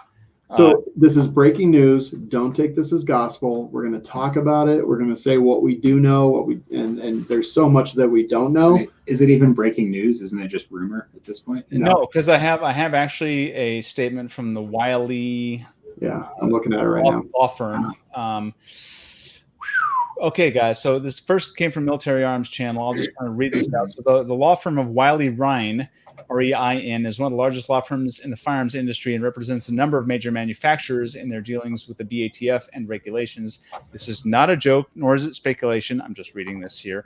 This is a stark warning of things to come, and I hope it prompts you to take political action. This letter is about several things, but primarily it is something you should take very seriously because of recent actions by the ATF that will affect any owner of AR-15 pistols, AK pistols, HK pistols, etc. Yes, this means your Saint Air pistol or your Draco. That's exactly what the ATF is targeting. There are several things of importance in this email. First, it goes against the Trump administration's executive order mandating such regulatory practices cease.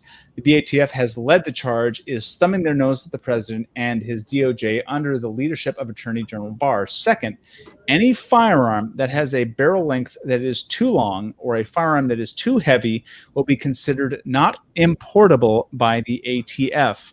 No more pistol versions of rifles will be importable. No more pistol versions of rifles will be importable.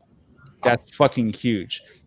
Third and most important, through unwritten interpretation of regulations and through private correspondence with unspecified companies, the ATF has capriciously and arbitrarily decided that any AR pistol, AK pistol, HK pistol, etc., is any other weapon and thus subject to the NFA taxation. Any company who produces such firearm for sale in the United States and any customer or owner of such firearms are either manufacturing or in possession of illegal AOWs. This is being retroactively enforced. If you own an AR pistol, you are now a felon. Well, hold on. I mean, that's what it's saying. No, they're changing their determination. They're taking weight into account. And so basically, it's a change from their previous determinations where firearms weighing over 8 pounds with 20-inch barrels and an overall length of 31.5 inches were held by their Firearms Technology Division to be handguns. Yes. The letters that the people are talking about are not publicly available, so it's impossible for any of the companies that make those things to know the full range of the determinations. But yes, basically, it seems like they are changing their evaluations for handguns, which would mean that any AR-15 Draco pistol would then be an AOW. Which is literally against what the law states a pistol is.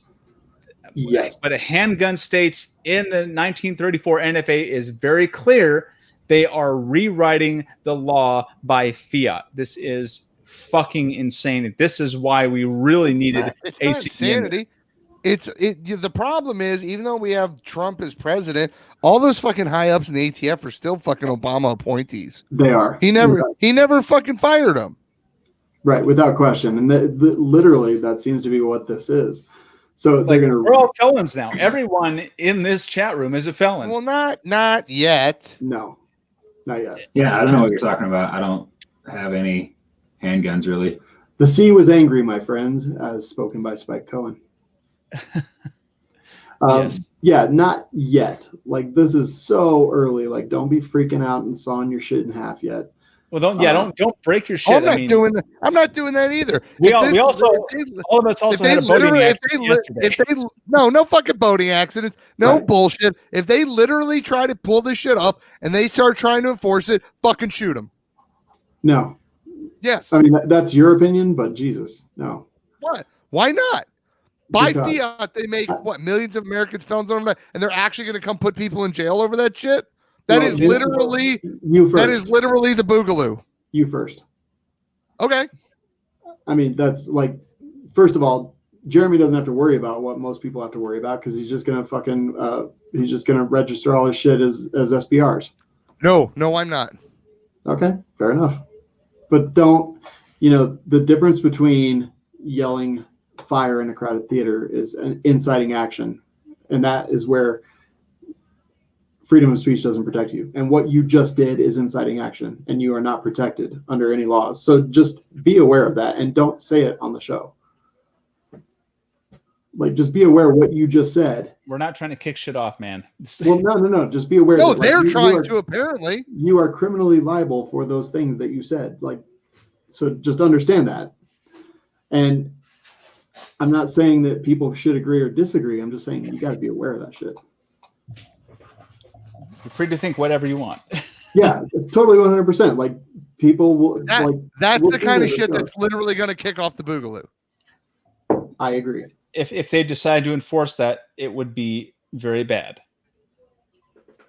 Yeah, no, I agree with you, Jerambe. Like, What does the ATF normally do? They wait until somebody gets reported as being dangerous and a person with guns. They go and arrest the person. They take their guns. Oh, look, suddenly he has an unregistered AOW. Well, that's however many years in prison, $250,000 fine. And, you're now a felon and you can't own guns anymore. So next. Right. And this whole thing is obviously speaking about Magic the Gathering. But yeah, dude, like, this is fucking, if this ends up being true, it would be interesting. And also, I think the part that I think is the craziest is that it's immediate. Yeah, and retroactive. And retroactive, yes. So meaning that, Like, they can't even register them that fast. no, exactly. I mean, so I think that all the stuff that's coming out so far is jumping the gun and screaming that the sky is falling. This is bad, but holy shit, we don't know anything yet. We don't even know that this is actually there because no one has the letters. The letters are not there. Did you guys know that Minecraft has VR support now? No. I actually just found that out before the show, so I think when I go home tonight, I'm going to play some VR Minecraft. Okay. It sounds pretty fun. You have a VR setup at home? God damn, I need. Yeah, I have the PlayStation one. Oh, It's okay. I'm totally going to do VR Minecraft. I'm going to fucking... Yeah, it sounds fun, doesn't it? Why don't you guys have Star Wars Squadrons? Come on. Because I heard it's gay. Yeah, no, I heard it's some not. nice things. Yeah, I heard that it's pretty shitty. No, it's not shitty. It's fun. Hmm. The comms aren't great, but the game's actually fun. Is it? Okay. Well, I don't know. I haven't played it. I played...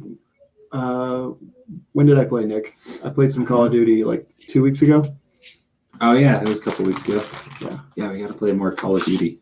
Calls of Duty. Oh, and they got the cool Halloween thing going on right now. Yeah, Anyway. I still haven't played that. Let's see, VSO Gun Channel in the house. What's up, dude? He said live, but I don't understand what that means. I only How is I only brought up the Minecraft thing because I only found out about that like right before the show, the VR thing, and somebody made a comment in here that all of Jeremy's comments were in Minecraft. Yes. Yes. Yes. And I was For like, legal reasons. For legal reasons, they were all in Minecraft. Well, he says, how is it we always play defensive? Why can't we ever go on the offensive and pull these restrictions, barrel length suppressors, et cetera, from the NFA? Because Republicans have no balls. Yeah, because They're politicians pussies. are cowards. Yeah. Yeah. What Jeremy said. It is true. Yes, I agree with that 100% without question. So this is a crazy, shitty thing, and it may be a big, big deal. But we will see. Like, I'm an FFL. You think they would send out a letter that says cease and desist sales of all blah, blah, blah, blah, blah, blah, blah. There's none of that. None of that. Yet. Yeah, and this is supposed to be immediate. So ATF reportedly believes that that its new analysis is the only way to conduct evaluations in light of the DOJ's interim final rule on improper agency guidance, a procedure rule designed to increase regulatory transparency. That position appears to run contrary to the purpose of the IFR, and so far, the agency has not put it in writing. Further, one ATF private letter from this month attempts to shield itself from DOJ's IFR by indicating the letter is not a final classification of a firearm and is not final agency action. Yeah, stay tuned because this is going to be an interesting time. If you have Congress critters, let them know. I mean, is this the response to that whole fucking?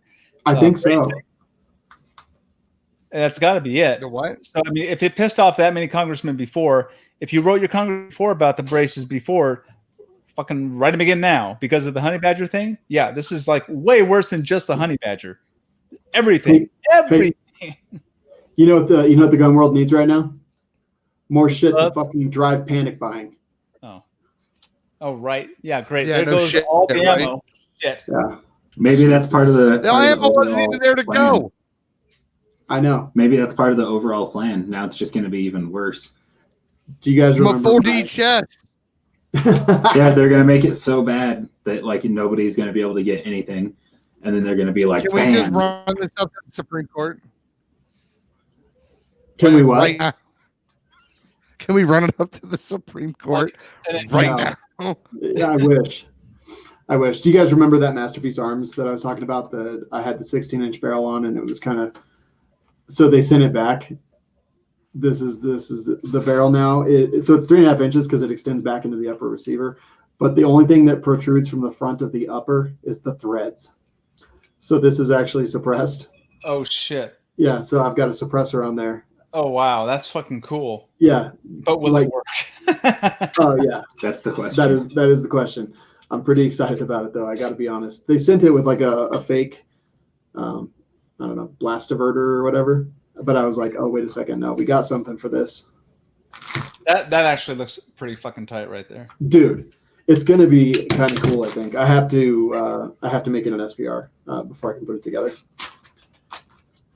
So yeah, pretty dang cool. Anyway. That's all I got to say about that. Oh, I'm playing music. I forgot to tell you. I'm playing music. Bam, bam, bam, bam, bam, bam, bam, bam, bam, bam, bam, bam, bam, bam. We like shooting. Okay, perfect. Now, let's see. Before we go into the next thing, Polymer80. Like Polymer80, still working hard. Still has their firearms. Still has frames available all over at Brownells. Don't forget how much we love Polymer80. Nick, you announced something. Mm-hmm. Something awesome. That's made for Polymer80s. You'll have to. Where can they find out information about that? Facebook or Instagram. And the Facebook or Instagram to look at? It's Bus Built Systems. Yeah, made for Polymer80s, which I actually love 1,000 times. So go check that out. Find out more about it. One other thing. WL Steel Bro is working hard to get ammo, but apparently people aren't seeing the posts on Facebook until after it's sold out. So we started a texting service. So the second he finds in stock ammo, he sends out a mass text to the people who sign up. And all you need to do to get on that texting list for in stock ammo is text the word ammo to 31996, and you'll get texts whenever he finds in stock ammo, and then you can get on the bus, not Nick's bus. Yeah. Not Bus Built, but then you can get on the train, the ammo train. Yeah, you guys aren't allowed on my bus. Jeremy, you want to read a couple reviews? Not really. I'm pissed off now, but sure. Why? Oh, just fucking ATF being the ATF. I know, dude. It's fucking like ridiculous. I'm speechless. I genuinely am speechless about all this that's going down right now. Honestly, if you're an ATF agent, like, quit. Well, that's the thing is most of the people in the firearms technology, most of the IOIs, they're gun guys. Like they got to be just as pissed off as everyone else. I get that it's just the higher up. It's literally just the Obama era appointees that should have gotten fired and haven't. But it's the fucking bureaucratic shit of government. You're not wrong. I think this is why Jerambe. Work the trigger says Jerambe pissed off. Shawn, why? Audience, because he's Jerambe. That's pretty good. These reviews might be why Aaron took the night off. So Jerambe, go ahead. Okay. Aaron Hader, 5 stars. All enemies, foreign or domestic. Aaron? Nick, Hmm? you had something to say about this. I don't know. Maybe we should wait until we've read both of them because I mean they're both pretty much the same. Okay, Aaron? Jeremy, go ahead. Human Equivalent by KSC 867. 5 stars. Great show, but Aaron is human equivalent of candy corn. The worst. That's actually the worst thing anyone's ever said about That's him. pretty offensive. Both of these people misspelled Aaron. I think The first person spelled it Aron. The second person spelled it Arron. oh boy, Like we literally call him Aaron. it's true. We do. Jesus, you guys, come on. Aaron. Yeah, Aron. He's a pirate now. Arr. Yeah. Earlier we were talking about this. People bag on Aaron a lot, and I know that he says a lot. He of brings things it that on people- himself. that people disagree with. I know sometimes he often makes dumb arguments, but like people are just downright rude. I know the guys that wrote this are probably trying to have some fun. But yeah, like everywhere I go, it seems like it's constant bagging on Aaron and it's kind of fucked up. See, I understand what you're saying. I do. Without question, I do. I also think that at some point, like, it's not that Aaron has counter ideas. It's not that Aaron thinks differently from the rest of us, because I actually appreciate that. And I actually think that that's a good thing. And I think that it makes this show not just an echo chamber. I am glad that Aaron believes differently than some of us. The part where I kind of have to like agree a little bit is because he's so terrible at arguing. And because even when someone makes a good point, he can't ever like grant that good point. He has to double down on wrongness or double down on contrarianism just to be contrary. Like if you could have a conversation with Aaron, like, okay, let me go at it this way. Aaron and I, we have conversations offline. Like, sometimes we argue in Slack, but generally Aaron and I, we message each other almost every day. And sometimes we have fantastic discussions because he'll make a point and I will grant his point, and I'll make a point and he'll be like, I can understand that. That makes sense. And we'll have good discussions and debates. But when we do it in this forum on the show, he just dies on hills that I can't understand. And so for us, for Nick, who is saying this, and like for me,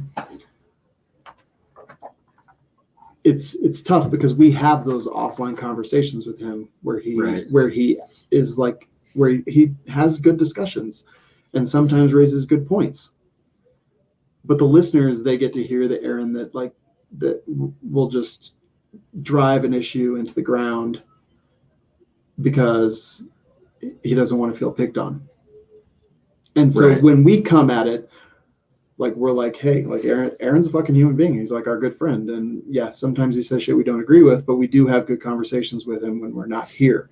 So I wish we could bring the Aaron that we know and love onto the show without feeling attacked, so that we could have actually those good conversations that make us respect him. And I understand that you guys as listeners don't get those. Aaron, did you say Aaron is a human being? Yes. So where I'm coming from on this is like, we all have stuff that kind of annoys us, right? And like jokes, you know, like you're not a huge fan of some of the jokes, like the pegging or whatever.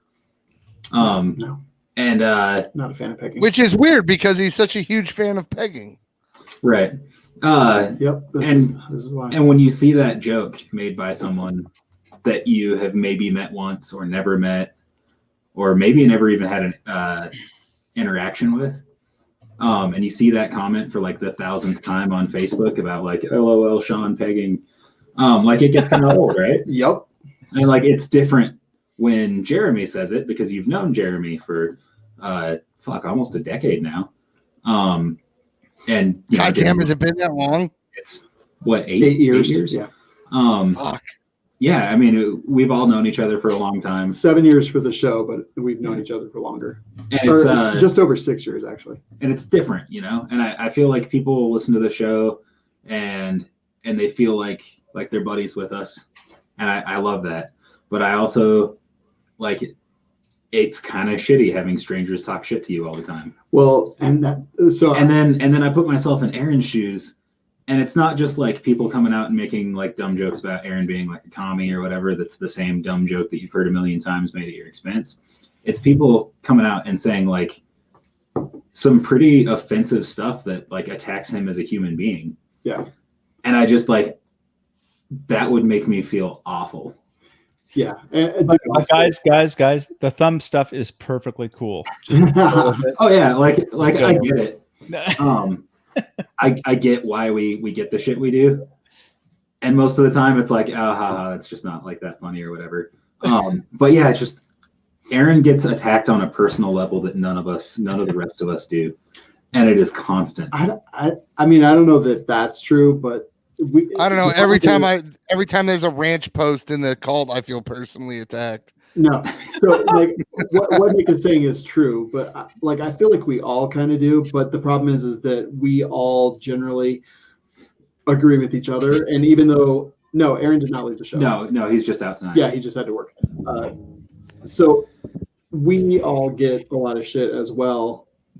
But the difference is that on the show, Aaron is also. He's some of his ideas, he is the outsider in some of his ideas, whereas the rest of us like all kind of group together a lot of times, right? Because we have very similar beliefs. So not only does Aaron get it from the outside, but sometimes I think he feels like he gets it from the inside as well. Yeah, and that I think will put him on the defensive. And sometimes, like, dude, there was a time not too long ago when I told Aaron, I was like, dude, like, you are not who people make you out to be, so stop acting like him. And I was like, honestly, man, we could turn some of the bad feelings around just by improving the way you argue. And he and I had discussions, and we would meet before the show, and we would talk over like some of the points. But then we would go and like we would have good back and forth conversations, just like prepping for the show. And then we get on the show, and then he would just fucking double down on some of the nonsense that he said. So I stopped. I gave up.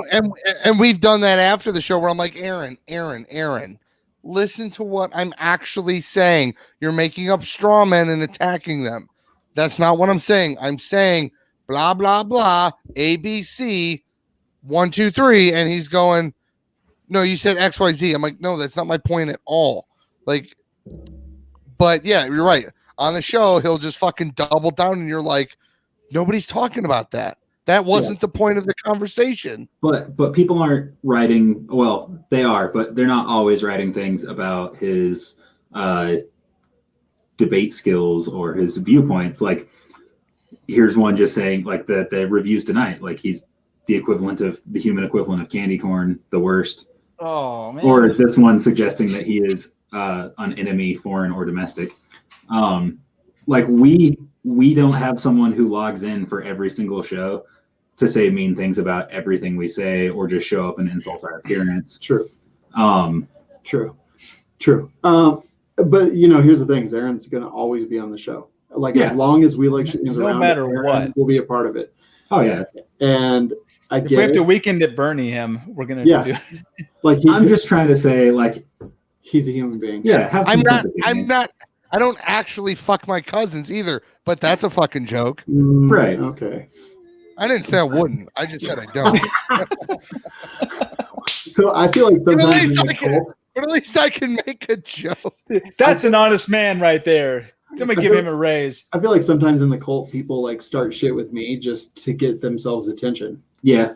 And that fucking infuriates me. Oh yeah. No, dude, that's pretty obnoxious. I fucking had it with that. Like, I'm just gonna start banning people because I fucking had it. Like, I'm not the source of attention because you're not gonna get the attention you want.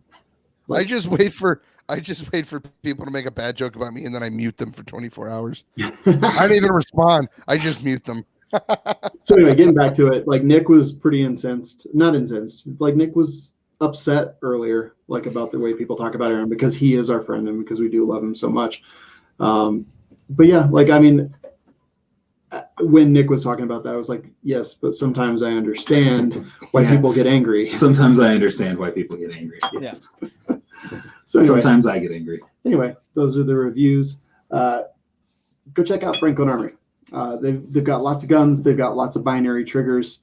And as far as I know, the ATF has not made any statements on those whatsoever. So go get them, franklinarmory.com, coupon code WLS10. Will save you money on all their binary triggers, and I recommend. I mean, trigger. Did you click that other link on the Reddit page, Savage?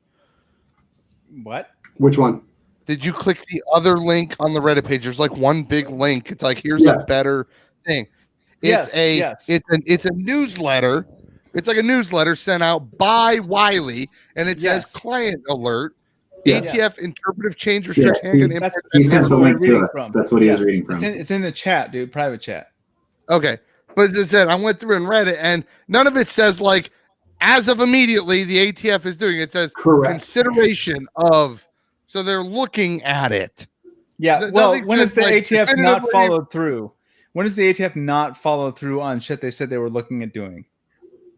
But who knows what they're doing right now? Like, I think I know, where did I read that it said they were thinking about doing it? It said they were, it was a consideration. Like, they're going to look at it. Like, I don't know what that means. They were also considering making bump stocks illegal. And, I mean. And actually, hold on. I actually did make a note about this, and I totally forgot to mention it, is that this is from a law firm that works with companies who are affected by decisions like these to its clients and potential clients. This is them trying to drum up business by fear mongering. Maybe it's right, maybe it's wrong, but let's call it what it is and acknowledge it. Right. It is a marketing newsletter by a law firm who stands to make a ton of money.